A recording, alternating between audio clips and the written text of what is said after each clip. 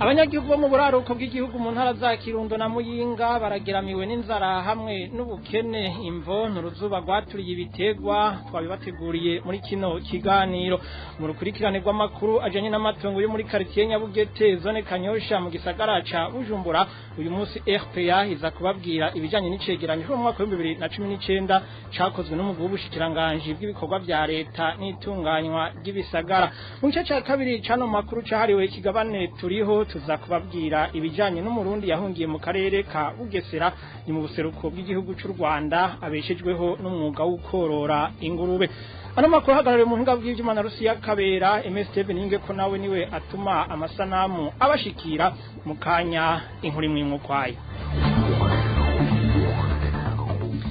Ano makuru turahera mu bijanye n'igisata c'umutekano hari umukenyezi yarazwi ku izina rya Macumi yapfiriye ku bitaro vy'intara ya Ngozi ku mugoroba wo kuri uyu wa mbere uwo mukenyezi yakubiswe ibidaji n'umugabo wiwe yitwa Yanzonzo igihe yari yamusanze mu bunywero kumusaba amafaranga yo gusuma ivyo bikaba vyabereye ku mutumba Kaguhu muri commune Gasorgwe intara ya Muyinga wagirizwe icaha ari mu minwe y'igipolisi kuri uyu w'Imana naho umugabo yitwa Vincent Mvuyekure yarishwe azibaguye ibibugita umukenyezi wiwe ni muri quartier Magarama mu gisagara ca Gitega imvo nawe nyene ngo nuko atari yamuhaye amahera yo gusuma uwo munsi. Mujanye n'umutekano kandi abantu batanu bakomeretse batemagujwe umupanga mu gatondo ko kuri uyu wa kabiri muri quartier Kizingwe Bihara muri zone Kanyosha mu gisagara ca Bujumbura ivyo vyakozwe n'umutama w'inshuti yabo bantu amakuru ava mu babanyi babo batemaguwe yemeza ko indyane z'amatongo arizo zatumye uwo mutama ashaka kwiha inkumbi uwo yabikoze muri kino gihe nawe nyene akaba ari mu minwe y'igipolisi inkuru ya Emmanuel Ndayishimiye. Abo batemaguje imipanga ku mutwe mu gatondo ko kuri uyu wa kabiri n'abakenyezi babiri hamwe n'abana batatu. Abo bana bose bari munsi y'imyaka 10 nkuko amakuru atangwa n'ababanya bivuga. Abo bakenyezi babiri nabo batemaguwe umwe n'umukazana w'uwo mutama nyene bagirizwe iryo bara igihe uwo mutama yabatemagura abahungu biwe ngo siho bari ngo bari bazindukiye mu bindi bikogwa. Aya makuru nyene twaronse avuga ko hari haheze imisi itari mike uwo muryango wugarijwe n'injyane z'amatongo umutama nyene gutemagura abantu yavuga ko abahungu biwe bamaze kumutwara igice kinini citongo giwe kubw'ababanyi abo bana biwe nabo bavuga ko ari tongo ry'umuryango bafise uburenganzira bwo kuharima. Amasoko y'inkuru yacu aho muri Kizingwe Bihara avuga ko abajeje intwaro bama babasavye ko bo kwitura ubutungane kugira bo batunganirize. Ababanyi bahashitse kare baratabara kubwabo twavuganye iyo badaseruka kare ibara ryari kugwa abakomeretse bariko baravugwa muri bo babiri amagara yabo akabageramiwe nayo uwo mutama akaba amaze gushikanwa mu minwe y'igipolisi kugira cashengezwa imbere y'ubutungane. Arakoze Emmanuel Ndayishimiye iryo bara ry'abantu batemaguwe rikaba ryabaye mu gitondo cyo kuri uyu wa kabiri bijanye n'intwari bereye mu rukurikirane rw'amakuru ajanye n'amatohoza RPA yakoze ku bijanye n'amatongo yo muri quartier Nyabugete zone Kanyosha mu gisagara ca Bujumbura uyu munsi tubabwira icegeranyo cakozwe mu mwaka wa 2019 n'umugwi washizweho n'ubushikiranganje bw'ibikorwa vya leta n'itunganywa ry'ibisagara kugira wige inkomoko z'amatongo ya Nyabugete icari kigamijwe n'uyo mugwi kukaba kwaro kuraba yuko ayo matongo ya Nyabugete yoba ari y'abanyagihugu canka ya leta. Eroge Divin Remesha. Ico cegeranyo c'umugwi washizweho n'ubushikiranganje bw'ibikorwa vya leta casohotse kwa gatandatu ntwarante umwaka wa 2019. Uyo mugwi wari ugizwe n'abakozi bo muri ubwo bushikiranganje waremeje ko amatongo yo muri Nyabugete yegukira abanyagihugu. Muri ico cegeranyo uwo mugwi uvuga ko wishimikije cegeranyo c'uwundi mugwi w'abashikiranganje batanu washizweho mu mwaka wa 2007 kugira wige ikibazo c'abanyagihugu basaba guhaga umuzibukiro inyuma y'uko amatongo yabo yubatswemo stade olympique na leta. Leta ico gihe ikaba yari yihaye ico kibanza yibajije ko amatongo ya Nyabugete arayayo. Uyo muzibukiro wavuye utangwa inyuma yaho uyo mugwi w'ubushikiranganje butanu umenyeshereje mu rwandiko rwatewe kw'igikumu n'umwe muri abo bashikiranganje ariwe Jean de Dieu Mutabazi yuko amatohoza wakoze yerekana ko ayo matongo arayabanyagihugu. Ikindi uyo mugwi washizweho mu mwaka wa 2019 uvuga nuko wanakoreye ku nyandiko z'ibiro vy'umukuru w'igihugu zo mu mwaka wa 2013 hamwe na 2016 zose zavuga ku bijanye n'ingene ho habwa umuzibukiro imizibukiro abanyagihugu banye n'amatongo yubatswemwo Stade Olympique hamwe n'amatongo yari yashizwemwo abanyagihugu bateshejwe izabo n'ugwimo rwo mu 1993 hamwe n'abari bakuwe mu makati ya Kibenga na Kinindo kugira bahaca amabarabara. Ufatiye kuri izo nzandiko z'ibiro vy'umukuru w'igihugu hamwe n'ubushikiranganje butandukanye, hakaniyongera ko n'ibindi vyegeranyo vyari vyasohotse imbere vy'iyindi migwi itandukanye, uyo mugwi wo mu bushikiranganje bw'ibikorwa vya leta ukaba warangije icegeranyo cawo uvuga ko usanga ayo matongo vy'ukuri yegukira abanyagihugu. Ari nako guca usaba leta yuko ari nka hamwe yogomba icikorera ahinya bugete yoheza igaho umuzibukira abanyagihugu bahari nk'uko amategeko abivuga. Eroge Divere Mesha arakenuye ibindi vyegeranyo vyemeza ko amatongo y'inyabugete ay'abanyagihugu mu makuru yacu azokwirikira. Ujanye n'intwari bereye kandi umuhango watanzwe n'abajejwe intwaro bo muri zone na commune Rusaka intara ya Mwaro wo kwiga ikibazo c'umukuru wa zone Shana yagirizwa gusahura abanyagihugu wabaye imfa gusa mu gihe abanyagihugu babandanya bitwarira uwo mukuru w'iyo zone. Ico kibazo nticigeze cigwa mu nama y'umutekano yo kuri uyu wa mbere kuko abajejwe intwaro bari bavyemeye. Ni nkuru tubaza Trésor Niyongabo. Jean Dikuriyo niryo zina ry'umukuru w'umutumba Shana asanzwe ari mu barongoye imbonerakure kuri uwo mutumba adomwa ku rutoke mu gusahura abanyagihugu bo muri ako gace yinyegeje inyuma y'amashirahamwe ataho yanditswe harimwo igitwa Mbikira Ntegura Umugambi. Ku munsi w'Imana niho uruganda rwa RPA rwarondera Silver Ngerageze umukuru wa zone Rusaka umutumba Shana uherereyemwo. Hariho imyidogo mu banywanyi b'amashiramba avuga yuko amafaranga y'interano bagiye baratozwa n'umukuru w'umutumba. Yego bavuga ko amwe yanyurujwe ayandi ashobora kuba yakoresheje mu nyungu ziwe. Yego ico kibazo abajeje intwaro mwamukize mwebwe. Yewe narigeze gutunga muri iyi ndwi ariko rero nari nteze ejo ku munsi wa mbere turagira inama y'umutekano ko noheza ntabibaza neza ingene biba biri ejo ku munsi wa mbere. Amakuru dukura muri ako gace amenyesha ko muri iyo nama ikibazo c'umukuru w'umutumba yagirizwa gusahura abanyagihugu harimo n'abana batarakwiza imyaka 18 kitigeze kivugwa nk'uko iyo ndongozi yari yavyemeye. Nta babivuze ko ariko mugabo hari bamwe bafise amadose kwa opeji bagiye kwitwara bamwitwarira n'ubuye nta ngingo n'imwe irafatwa ikintu na kimwe bigera bagikorako. Abaterwa bavuga ngo umuntu wese yagiye kwitwara mbere nzotangiza mu kwinda kandi ayo makuru nyene amenyesha kandi ko iryo shirahamwe Mbikira Ntegura Umugambi rimaze no kugera mu tundi turere turi mu ntara ya Mwaro. Abanyagihugu batanga akarorero ka komine Ndava na Kiganda. Yibyo abanyeshana gusa iryo shirahamwe ryari rohorokemo abantu bo ku mitumba ihanurubiwe n'ishana baratanga imitahe imisi yose kuwa gatandatu. Twarondeye Silver Ngerageze umukuru wa zone Rusaka hamwe na Karine Kaneza musitantere wa komine Rusaka. Telefone zabo zahamagara hakabura uwitaba. Nayo Colonel Gaspard Gasanzwe buramatari w'intara ya Mwaro ntitwashoboye kumuronka kuri telefone yiwe ngendanwa. Arakoze Trésor Niyongabo. Amakuru y'igisata c'intwari bereye arabandanya higurishwa ry'amakaye ndangamiryango mu gisagara ca Bujumbura n'uruyeri rwo gusahura abanyagihugu basanzwe bugarijwe n'ubukene budasanzwe. Ivyo bishikirizwa na Gabriel Rufyiri arongoye ishirahamwe ryiyemeje kurwanya ibiturire n'isesagurwa ry'amatungo ya leta Oricome ahatera ivyatsi igurishwa ry'ayo makaye ku biciro birenze hamwe no guhindagura ivyo biciro. Gabriel Rufyiri arongoye ishirahamwe Oricome. Igurishwa ry'utudukaye mu gisagara ca Bujumbura twebwe tubibonamwo kumengo n'urudandazwa udaciye mu mategeko cane umuntu akabona kumengo n'ukurondera gukoba abanyagihugu ko aramakaye ajejwe kuja mu byo gucungera umutekano ko bitagirwa mu zindi ntara mu bindi bisagara bikagirwa mu gisagara ca Bujumbura gusa. Ikigira kabiri bigenda gute ngo mu minsi mike y'icane babe bamaze guhindura akakaye inshuro zitatu kandi amafaranga aguma ahindagurika. Ivyo navyo nimvo igira kabiri twebwe tubona ko ari uburyo bwo kusahura abasanzwe araboro ko ubwa mbere akakaye bagahinduye katari bwahere, ubwa kabiri bakagahindura katari bwahere, ubwa gatatu bakagahindura ubu katarahera. Izo mvo zibiri ziratwereka neza yuko ari ibintu by'ubusuma.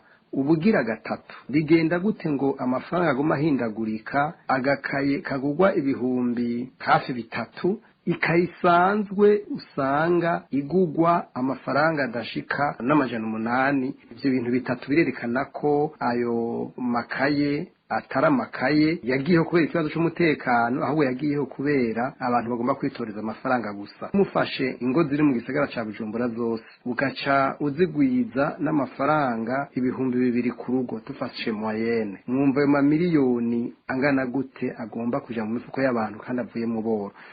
Gabriel Rufyiri asaba abari kwisonga ry'igihugu guhagarika ingingo yafashwe n'uburongo igisagara ca Bujumbura, ingingo avuga ko idatahuritse n'ubunyene. Gabriel Rufyiri: twebwe rero dusaba yuko ubwa mbere umushikiranganje w'intore hagati mu gihugu yobihagarika, kuko niwe araba igisagara ca Bujumbura. Vyanse naho ko abihagarika, umukuru w'igihugu akabihagarika, twari kwibwira abashinga amateka mugabo bobo tubona umengo ivyanyagihugu ntavyo banezwe, bibereye mu bindi. Tugasaba yuko mu vy'ukuri abanyagihugu bokoroherezwa mu ibi bibazo, kuko ntitubona ineza y'ayo makaye cane cane narijya baguma barondera kubihindagura buri mwanya kandi umuntu atabona imvo n'imwe.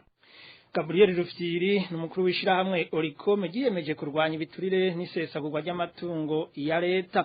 Mu rukurikirane rw'amakuru ajanye n'amanyanga yo kunyaga ishirahamwe OTB imwe mu mirima yaryo, uyu munsi tubabwira ingene mu gushika kuri iryo hangiro leta yakoresheje uruyeri rwinshi harimwo no kunaniza iryo shirahamwe. Josiane Muzaneza: nk'uko bigaragarira mw'ikete n'izigama Gaburiyeri, umunyamabanga mwishikira ajejwe ibibazo vya gisivile mu biro vya President Ndayishimiye, yandikiye uramutse ubushikiranganje bw'ubudandaji n'amahinguriro itatumye hafatwa ingingo yo kwegurira umurima w'icampazi umugwiza atungana isendo ricimpa asanzwe ari imvukira yo mu ntara ya Kayanza, ngo nuko uwo mugwiza atunga yasanze ishirahamwe OTB atabubasha bukwiye rifise bwo guhingura umwimbu wose rironka. Ivyateye amakenga batari bake narijya uretse ko uyo mugwiza atunga adakorera no muri ico gisata c'icayi, abamufashije gukora ayo matohoza gushika ubu atawura abamenya. Ariko naho bisa nkaho umengo vyehereranijwe n'ibiro vy'umukuru w'igihugu, biraboneka neza yuko umushikiranganje w'uburimyi n'ubworozi Deogide Rurema nawe nyene asanzwe ari imvukira yo muri yo ntara ya Kayanza abifisemwe uruhara. Nkuko amakuru dukura mwishirahamwe yote abimenyesha, bitocuka catanguye uyo mushikiranganje atanguye gusaba barongoye iryo shirahamwe kugwiza na gatatu umwimbo basanzwe baronka mu ntumbero yo guteza imbere igitegwa c'icayi mu Burundi. Uyo mugambi ukaba ngutatevye gutangura gushirwa mu ngiro, kuko iyo shirahamwe ryaciye ryihutira kugwiza imivyaro n'amatuta y'icayi. Ivyahavuye biburizwamo ariko na leta, kuko aho kubatera intege muri uwo mugambi nyabo na leta yaciye ibaka n'itongo bahora barimamwo. Ayo makuru aremezwa n'urongoye iryo shirahamwe. Aha Jacques Bigirimana yari kasa n'ubusagasagira abategetsi bari bazitora mu ntara ya Bururi guhimbaza indwi yahariwe igitegwa c'icayi. Twari twasavye amatongo yo kurima mu icayi, kuko ibivyaro turayifise, amafaranga yo kurima turi nayo, abahinga bo kubikora turabafite, kugira ngo ujya mwimbu mwadusavye wikuvye gatatu tuwushikeko. Hanyuma twagira tunabonereho akaryo ko kubamenyesha yuko twagize ikibazo, twasavye itongo ibuhoro ryamaze gusubira mu minwe ya leta. Ico tongo riri muri Bay Block Industriel ya OTB Buhoro. Twagira n'icyubahiro cyegera cy'umukuru w'igihugu nyakubahwa mushikiranganje, iryo tongo muri twegurire kugira ngo tutere n'icayi, tubundanye imivyaro ngaho turiteguye. Mbega none vyoshoboka gute ngo leta yirengagiza ivyisabwa n'amashirahamwe yegukira kugira ngo agwize umwimbu, ariko iyo leta nyene ikihutira gutanga imirima yeze ku muntu w'umugwiza atunga ataranubaka ihinguriro azokoreramwo? Ni inkuru tuzogaruka ko mu makuru yacu yo hanyuma. Arakoze na Josiane Muzaneza. Mu bijanye n'agateka kazina muntu, nta terambere na rimwe igihugu gishobora gushikako mu gihe agateka kazina muntu kagihonyangwa mu Burundi. Bishikirizwa n'umunyamabanga mukuru w'umuhari w'abakenyezi n'abigeme baharanira amahoro n'umutekano mu Burundi. Umushingwa manza Jeanne d'Arc Zaninyana habishikirije inyuma yaho ubuzwi kuri tazirano rya Reveriyano asanzwe ari umukuru w'imbonerakure muri zone Mivo komine n'intara ya Ngozi yagirijwe gushurashuza ku nguvu umwigeme yiga mu mwaka w'icenda, ariko akaba atigeze akurikiranwa n'ubutungane haraheze indwi yose. Umushingwa manza Jeanne d'Arc Zaninyana n'umunyamabanga mukuru w'umuhari w'abakenyezi n'abigeme baharanira amahoro n'umutekano mu Burundi. ni ibintu bibabaje cyane mu gihugu cy'u Burundi gifite amategeko akigenga, gifite amategeko ahana ivyo vyaha. Uno munsi dusanga yuko ukudahana ivyaha ari byo bisigaye bikiranga. Uwo mwana yari umwana akiri muto, yari umwana akenewe gukingirwa kandi agakingirwa vy'ukuri n'ico gihugu, ariko umengo ico gihugu ntaco bikibwiye. Umengo uno munsi bo bajejwe intwaro uno munsi basigaye bafise ingendo yo kutitaho abo bantu bose bafatwa ku nguvu. Ikindi nuko uno munsi cyo tubona kiranga igihugu cacu ari ukudahana ivyo vyaha. Ejo canke hirya y'ejo bazobibazwa. Ikindi naco ca nyuma ni ugusubira gutera kamo abo bose bakorerwa ayo mabi, tubasaba tuti ntimudehukirwe no kutagira ico mushikirije, babandanye bavuga iryo hanyangwa ry'agateka kazina muntu ririko rirakogwa, kuko umunsi n'umunsi intahe izotinda isubizwe ijambo. Ikindi naco nuko dusubira kandi nkuko twama gutera akamo leta y'u Burundi, igihugu kitagira ubutungane ni igihugu vy'ukuri capfuye, ni igihugu uno munsi novuga atagihagararo gifise. Umufasoni umwigeme yamye ari ikidakogwako. Uno munsi igihugu c'u Burundi abarundi ntibakimenya ikizira, ntibakimenya ico bategerezwa kwiranga naho badashobora gushika. Ivyo rero igihugu cacu abakirongoye batashizemo inguvu kugira ngo bashobore gusubira gutekaniriza umurundi, nta hantu na hamwe, nta terambere na rimwe tuzokwigera dushobora kuronka.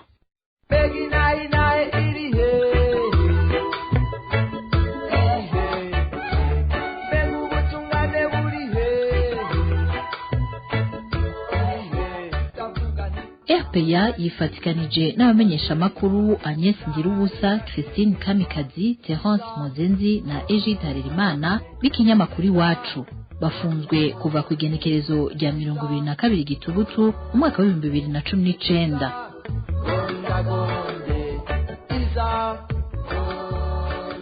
Nta kindi bazira atari kurangura umwuga wabo wo kumenyesha amakuru.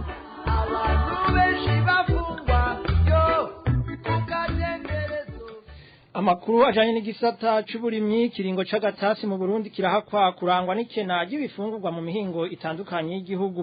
Ivyo vyemezwa n'amashirahamwe OCHA na PAMU mu vyegeranyo aheruka gusohora. Ku bw'ayo mashirahamwe yegamiye ishirahamwe mpuzamakungu ONU, ivyo vyatanguye mu kwezi kw'icenda uyu mwaka bigahakwa no gushika mu kwezi kw'icenda ku mwaka uza 2021. Inkuru twateguriwe na Hashere Kagisi. Mu cegeranyo caryo cyo kuwa 18 Kigarama uyu mwaka, ishirahamwe rijejwe gutunganya imfashanyo ku isi OCHA rivuga ko umwihwezo uheruka kubijanye n'ifungurwa mu Burundi mu gice cy'umwaka w'2020 gitangurana n'ukwezi kw'indwi kugeza mu kwezi kw'icenda werekana ko abarundi bangana imiliyoni 1,300,000 biganjemwo abakeneye ibifungurwa n'abakeneye gufashishwa ifungurwa vyihuta. Kuva ico gihe OCHA muri ico cegeranyo cayo ivuga ko habaye ihungabana mu vy'ibifungurwa bitewe n'ibiza bitandukanye biturutse ku kirere. Iryo shirahamwe risanga guhera mu kwezi kw'ibihumbi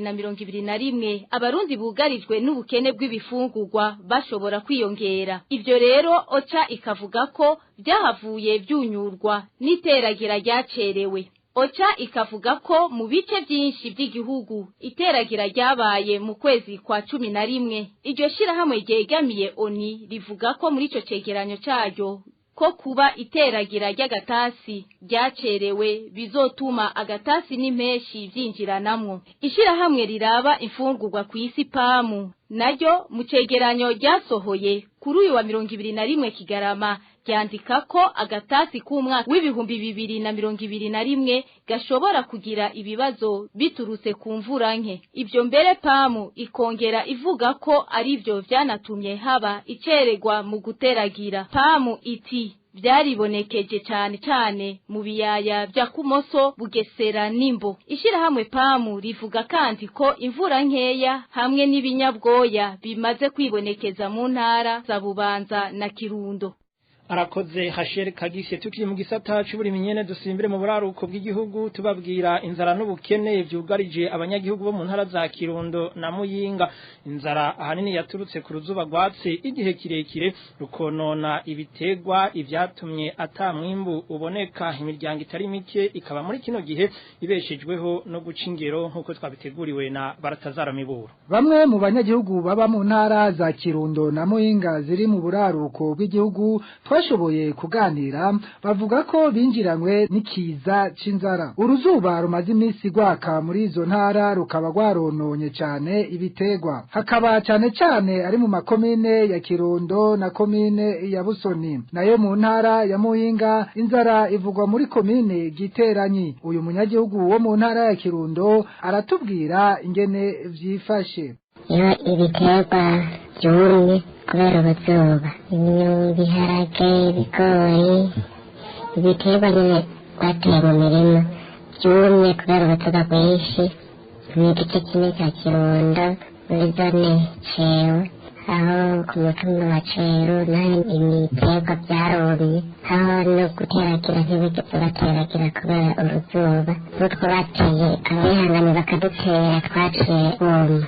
Abo banyagihugu bo muri izo ntara bavuga ko kubera ata mwimbu wabonetse n'ibiciro vy'ibifungurwa vyaciye biduga muri ayo makomine nyene avugwamwo inzara. Uyu aratubwira ivyaduze ibiciro. Abanyagihugu inzara niyo ibarembeje gusuma kubera no mu masoko ibiciro biduga mu gihe abandi bariko bareza. Ikiro cy'ibiharage kiriko kiragura icya 8, icyandwi, umuceri nawe nyene icyandwi, icya 8. Muri kino gihe abanyagihugu bo muri ayo makomine avugwamo inzara ngo kugira bafungure barinda kuja guca ingero mu yandi makomine atashikiwe n'ubwo ruzuba. Uruganda rwa RP yagwarondeye buramatari w'intara ya Kirundo Albert Atongimana cyo kimwe na mugenzi we w'intara ya Muyinga Jean Claude Barutwa nayo kugira tubabaze ico bategekanya mu kugarukira kuri abo banyagihugu, ariko tumaze kubidondora tubabwiye n'ico tubakenereye bose baciye baducira ko umurongo wa telefone. Barutazaro Miburo. Mu bijanye n'amagara y'abantu gushikiza ingenzi yose ukwayo nyene mu kiringo c'imisi 3 ni imwe mu ngingo zafashwe na leta y'u Burundi mu ntumbero yo gukinga ikiza c'umugera corona ngo ntikirandagate mu gihugu. Hakaba ari kuva ikibuga c'indege citiriwe Melchior Ndadaye gisubiriye kugururwa, naho biruko iyo ngingo ikaba idakurikizwa kuri bose. Idonido na Waratere Kwizera.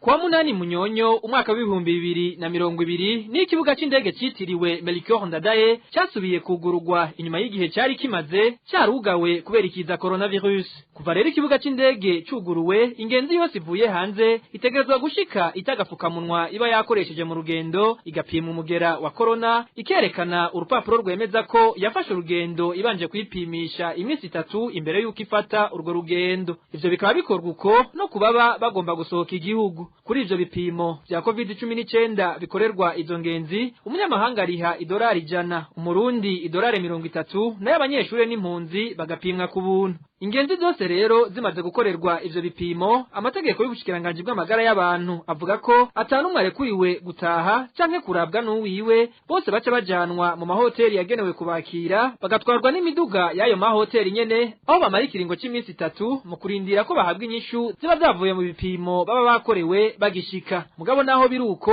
ayo mategeko ntiyubahirizwa kuri bose, kuko hari zimwe mu ngenzi zishika zibandaniriza ntizije muri ayo mahoteli nk'uko bishikirizwa n'uyu munyagihugu. Ashobora kuza nk'umuntu akarinda kuvuga ngo haje muri confinement muri hoteli, cyatera bamujana muhiriwe, urasigura yuko muri iyo nzu hari ahantu hagutse ashobora kubana n'umuntu n'umwe mu muryango wawe. None ufise nk'umuryango iyo minsi yose birakunda abantu ntibukwiye inzu bakayugurura ko atamuntu abacunza y'abantu, usanga bamwe bacaho bakarengana, asanga bagimbuye ngo bafite amazu yagutse ngo bazoba confine mu byumba byabo. Umva rero n'ikibazo tukifise gushika. Zimwe muri izo ngenzi zimenyesha ko akatari gake hari aho zimara iminsi irenga 3 mu mahoteli zashikiyemwo, ibituma bariha amahera menshi kuyo baba bateguye, zigasaba ko zoza ziraronswa inyishu ku kiringo cyategekanijwe.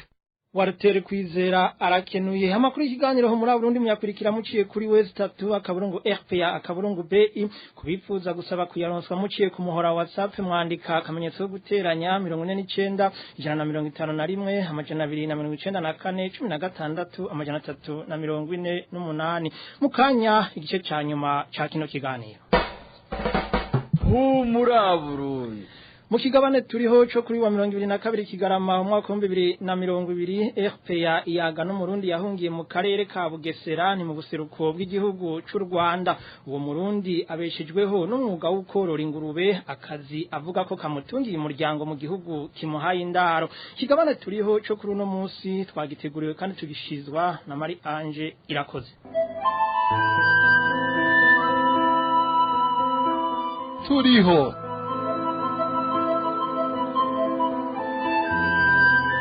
Turiho n'ikiganiro gica hirya no hino uko impunzi z'Abarundi zibayeho mu bihugu bahungiyemo.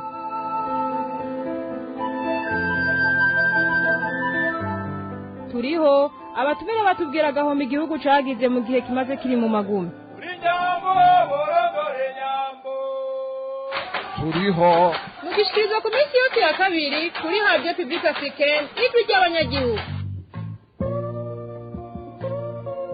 Ndabaramukije nshuti namwe bakunzi b'ikigabane turiho ikigabane kitubwira ubuzima bw'abarundi bahunze ico bahora bakora bakiri mu gihugu c'amavukiro ico bakora muri kino gihe batakiri mu Burundi kuva mu mwaka wa 2015 igihugu c'u Burundi cagiye mu njyane ivyatumye abarundi batari bake bahunga igihugu cabo c'amavukiro muri uwo mwaka nyene harabaye ubutoteza abatavuga rumwe n'ubutegetsi bwari hico gihe abarundi batari bake barataye baromoka mu kigabane turiho cyo kuri uyu wa kabiri tuyaga na Ndayikengurukiye Barnabe akora umwuga wo korora ingurube mu karere ka Bugesera ni mu murenge wa Nyamata mu buseruko bw'igihugu cy'u Rwanda ari naco gihugu kimuhaye indaro umutumire wacu arubatse n'umugabo afite abana batatu n'umugore bose bari kumwe mu gihugu kimuhaye indaro Ndayikengurukiye Barnabe aratwiganira ico yakora akiri mu gihugu c'amavukiro imigambi yarafise yo kwiteza imbere no guteza imbere igihugu ico igihugu n'abarundi bahahombeye kuva ahunze igihugu ciwe c'amavukiro Marie Ange Irakoze nije turi kumwe kuri micro sangwa ikaze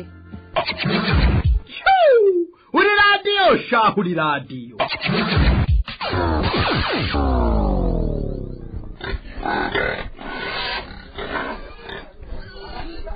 aha nk'uko muvyumva turi ku kiraro c'ingurube aho umutumire wacu asanzwe yororera Ndayikengurukiye yakorera rimwe mu mashirahamwe yigenga atashimye kutubwira izina ryayo uretse iryo shirahamwe yakorera umutumire wacu hari utundi dukorwa yiyungunganyamwo kugira ashobore kwibeshaho Jene Ndayikengurukiye Barnabe hanyuma ndi Umurundi nahungiye ngahe mu gihugu cy'u Rwanda nahonze muri 2015 no kuvuga ko ndamaze imyaka 5 nazananye n'umuryango wanje turi kumwe n'umuryango ugizwe n'abantu 5 ni jewe n'umugore n'abana 3 abana bacu baje ari batonya ni babiri baje bafise amezi 8 ubundi mukuru wabo nawe yari afise imyaka 2 irenga i Burundi nakora mwishira hamwe ariko nari mfise ibindi bintu nakora byo kwiyungunganya i Burundi nari mfise akazi nkora muri iryo shirahamwe ariko nari yunguranya nari ntunze ingurube hanyuma nari misha n'umuceri umutumire wacu aremeza ko ibikorwa ariko arakora byari bifitiye akamaro igihugu n'abanyagihugu kuba atakiri mu gihugu rero byatumye abarundi batari bake nabo nyene bahombera n'imigambi myinshi yo kwiteza imbere yari afise yanigiwe mu menshi kubera guhunga naye nifuza yuko narondera ahantu hanininya ngakora ubworozi n'uburimyi bwo naba mu gisagara mugabo nakorera muri province ya Bubanza nari mfise imigambi yo guteza imbere n'abandi kubera urumva nk'ivyo sinari kubikora jenyine nk'ukorora nk'izo ngurube nabona yuko nshobora kurondera ukuntu korora nyinshi urumva igihe ufise nyinshi ufise n'abakozi benshi nabo bagatera imbere hanyuma ugaheza ukereka n'abandi ukuntu bashobora kwiteza imbere kubera kiri mu bwoko bw'amatungo matonya ariko cunguka n'ingoga irafasha iyo umuntu akeneye amahera vuba biroroshe kuyikorako hama no kurima umuntu ashoboye kuronka ahantu hagutse niyo ndoto nari mfise yuko nondera ahantu hagutse kari mu muceri nawe urabona wera sezo 2 mu mwaka kandi urafasha igihugu cararonka koyokwe kubera nkaho aho umuceri narahakota mugabo ingurube nazororera iwanje bituma mvuye ko n'igihugu cahomvye ivyo nariko ndakora n'abandi bariko barakora navyo vyaricaye ni ukuvuga yuko iyo nimbuye nshoye vyagurwa n'abarundi bene wacu ni kuvuga yuko ku isoko haca haba ibintu vyinshi kubera naye nashizemo umutu dukenya tuwanje ingurube zigiye ku isoko ngurishije hari hano abandi bateza guca babagura ishobora gucigabanuka no kuvuga yuko igihugu kitahungukiye kuba ntakiri mu gihugu hariho abantu bakenya nashobora guha akazi kurima nk'umuceri bakawukoramo umva ntibakorera busa narabahemba ni ukuvuga aho nabo nyene ntaco bungutse kubera nagiye nari mfise n'umukozi wo mu ngurube nawe nyene urumva akazi kiwe kaciye karangira nk'uko no mu Burundi atarareze amaboko niko atageze mu gihugu kimuhaye indaro ngo agereka akaguru ku kandi yashitse agerageza kuraba uko yokwibeshaho n'umuryango wiwe nubwo bitoroshe avuga ko afatikanije n'umukenyezi wiwe ubu barashoboye kwibeshaho. Nabona kuva dushitse ino ahantu utamenyereye biragoye ubuzima bwaho buragoye kubera aho korora ingurube hagoye kubona natamishikira mu bintu byo kudandaza ihene navyo nyene ntivyari vyoroshe ariko urumva navyo narabivuyemo nacenja muri ivyo vy'ingurube kubera ivyo menyereye naho nyene ntarashika ko aho nifuza umutahe wabungana gutatanguje kubera ayo natanguje sayo naronkeye rimwe ni duke duke umuntu azaregeranya sayo najendanye no muri izo hene narakuyemo makenya hama ndongereza n'utundi naradandaza ihene n'inkoko buke buke nagenda yakura ngaho no nkiva mu bintu by'ihene mu ngurube ndamazeyo nk'amezi nk'atanu ndabona ko ziriko zirunguka kubera naguze ntonto kubera je mfise umugambi wo kugura amasuguru nkayakonesha hanyuma kugenda zangirese nshobore kuzigurisha ureze yaracasigaje amezi kugira zije ku isoko mu vyumviro vyanje zikuze mbonye zirengeje nk'ibiro nka 70-80 kubera ingurube bazigura ku biro naco ndazigurisha hama ngasubira nkagura ivyana ngasubira nkangiresa après 8 mois ngurisha après 8 mois ngurisha yaba tamfasha ngo ngenda ngo cyangwa yashije biteka tu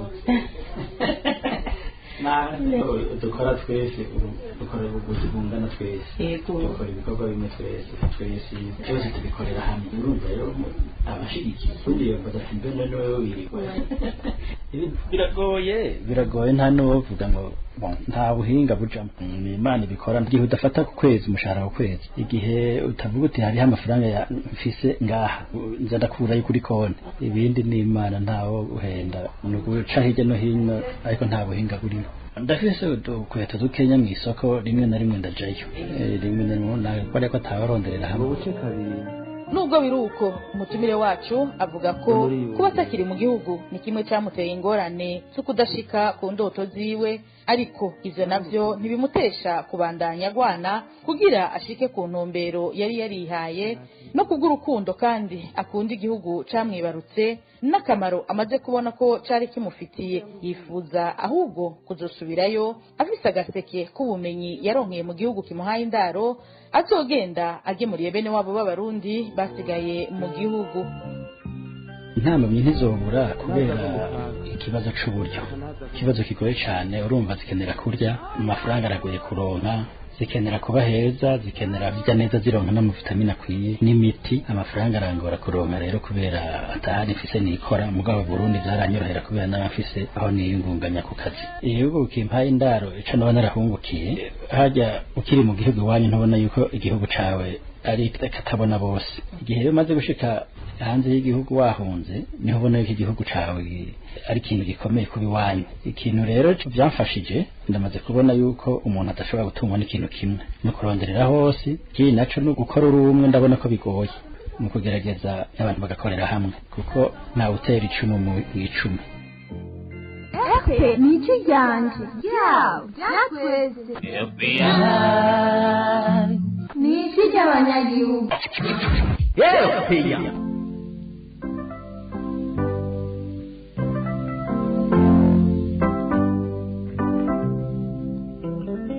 ikiganiro nituriho turiko tuyaga na Ndayikengurukiye Barnabe umurundi yahungiye mu karere ka Bugesera ni mu buseruko bw'igihugu c'u Rwanda umutumire wacu akora umwuga wo korora ingurube umutumire wacu avunira akagohe abarundi basigaye mu gihugu ko bokorera igihugu cabibarutse akabamenyesha ko muri kino gihe tugezemwo bitoroshe gutungwa n'umwuga umwe abantu bari hariya bafise ubuzima babayemwo hariho na byinshi batarabona ariko ico nabahanura nuko bomenye yuko igihugu cabo kuba mu gihugu iwawe ari katabona bose nuko babungabunga igihugu hanyuma bakagerageza gukora bagakura amaboko mu mpuzu kandi ntibibaze yuko bashobora gutungwa n'umwuga umwe ari gukora akazi agerageza no gufatanya n'ikintu cyashobora kwiteza imbere kubera ibintu ntivyama ari vya bindi ibintu bishobora guhinduka umwanya n'umwanya bihindutse ugahindukana n'ibihe ukamenya yuko ko ibihe vyahindutse nawe uteza guhinduka. Kuri leta iriho nayo muri kino gihe umutumire wacu atera kamo ubutegetsi buhari ko bwo kwibukubita gashi bugasubiza agatima impembero bagatwarira abarundi bose abahunze bagahunguka bose bakubaka igihugu cabibarutse. Ku bijanye n'abategetsi b'igihugu no bahanura yuko botwarira bose bakamenya yuko n'abahunze igihugu bahunze politike mbi y'ubutegetsi buhari mugabo bakamenya yuko ari abarundi ico kimwe nabo kandi twese dukeneye igihugu cacu.